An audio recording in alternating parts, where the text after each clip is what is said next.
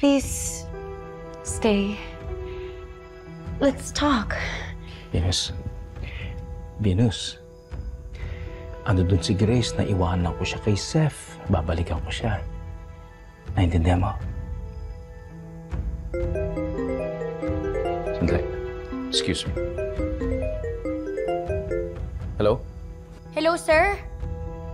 Sir, hinatid na po ni Doc Sep si Ma'am Grace. Pero gusto ka po kausapin ni Ma'am Grace.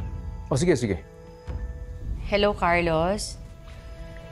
Sabi sa akin ni Marites, may nangyari daw kay Venus. Ayos lang ba siya? She's fine. Hinatid ko siya dito sa bahay. Dinala ko siya sa kanyang kwarto magpapahinga dahil hindi pa daw maganda ang pakiramdam niya eh. Grace, kamusta ang therapy mo? Hindi kami masyado nakapag-usap ni Seth kasi nawala yung kuryente. Sige. Alis na ako dito. Si Venus? Hold me here. Hold me here. Ba't ka tumayo? Ano nangyayari, Carlos? Carlos. May nangyayari ba kay Venus? Tulungan mo siya, ha? Sige. Ito nga eh. Carlos. Sige, babalik na ako dyan. Sige, bye-bye. Bye.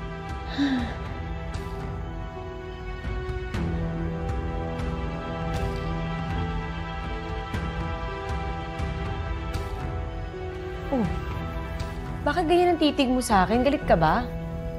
Ma'am, ano ba yung reaction mo na yan? Dead Madela talaga? Ano na naman yung Dead Madela? Dead Madela, ibig sabihin, dead ma.